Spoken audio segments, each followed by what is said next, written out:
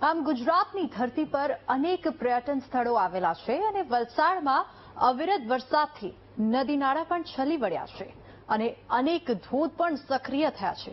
પરંતુ દક્ષિણ ગુજરાતમાં ડાંગ સિવાય એક એવું સ્થળ આવેલું છે જે આદિવાસી સમાજ માટે પૂજનીય તો છે જ, પણ જો એ સ્થળ વિકસાવવામાં આવશે તો એ વિસ્તાર પ્રવાસન માટે બેસ્ટ ડેસ્ટિનેશન બની શકે અને સાથે જ ત્યાંના સ્થાનિક લોકો માટે રોજગારીની નવી તક પણ ઊભી કરી શકે છે।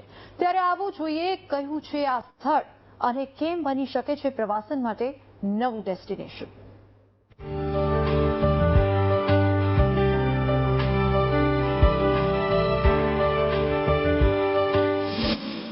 ગુજરાતનું ચેરાપુંજી એટલે કપરાડા। પ્રકૃતિની ગોદમાં ખીલી ઉઠ્યો માવલી ધોધ। વિકાસ થાય તો રોજગારીમાં વધારો, હિલ સ્ટેશન જેવી અનુભૂતિ કરાવતો ધોધ। વલસાડના કપરાડા તાલુકાને ગુજરાતનું ચેરાપુંજી કહેવાય છે, કારણ કે દર વર્ષે અહીં 140 ઇંચથી વધુ વરસાદ નોંધાય છે અને આ વર્ષે પણ કપરાડામાં 137 ઇંચથી વધુ વરસાદ પડતા નદી નાળા છલકાઈ ગયા છે। એ જ કારણે સિલધા ગામે આવેલો માવલી ધોધ ધમધમતો વહેતો જોવા મળી રહ્યો છે। ઘેરા જંગલો અને ડુંગરો વચ્ચે વહેતો આ ધોધ હિલ સ્ટેશન જેવી અનુભૂતિ કરાવે છે। ત્યારે સિલધા ગામના સ્થાનિકો માવલી ધોધને પ્રવાસન સ્થળ તરીકે વિકસાવવામાં આવે તેવી માંગ કરી રહ્યા છે।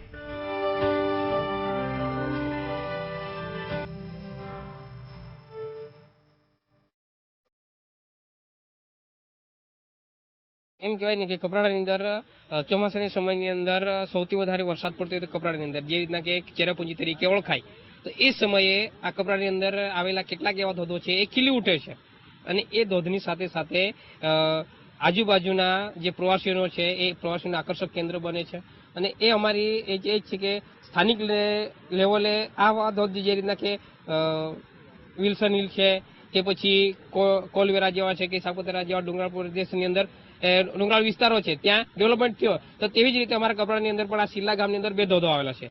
માવલી ધોધ માત્ર પ્રાકૃતિક સૌંદર્ય જ નહીં પરંતુ આદિવાસી સમાજ માટે પણ પૂજનીય સ્થળ છે। દિવાળી અને હોળી પર અહીં ધાર્મિક વિધિઓ થાય છે। ખાસ વાત એ છે કે ધોધમાં દિવાળી સુધી પાણી ભરપૂર રહે છે, જે તેને અન્ય ધોધથી અલગ બનાવે છે। સિલધા ગામે કરંજપાડા ખાતે માવલી ધોધ આવેલો છે। માવલી ધોધ માટે લોકો આજુબાજુથી આવતા હોય છે।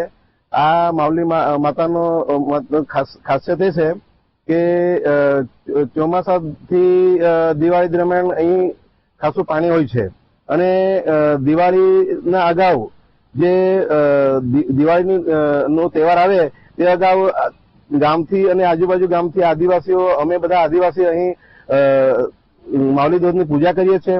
પૂજા કરીને પછી અમે દિવાળી તહેવાર મનાવીએ અને જે પણ અમે નવું ખેતરમાં ધાન્ય અમે કરીએ છીએ એવું અમે નવું ખાઈએ છીએ।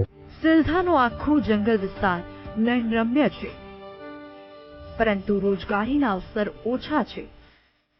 જો માવલી ધોધનો પ્રવાસન સ્થળ તરીકે વિકાસ થાય તો કપરાડા નવું ડેસ્ટિનેશન બની શકે છે અને સ્થાનિકોને રોજગારીનો સહારો પણ મળી શકે છે। કપરાડાથી માનવ ઠાકોરનો રિપોર્ટ, વીટીવી ન્યૂઝ, વલસાડ।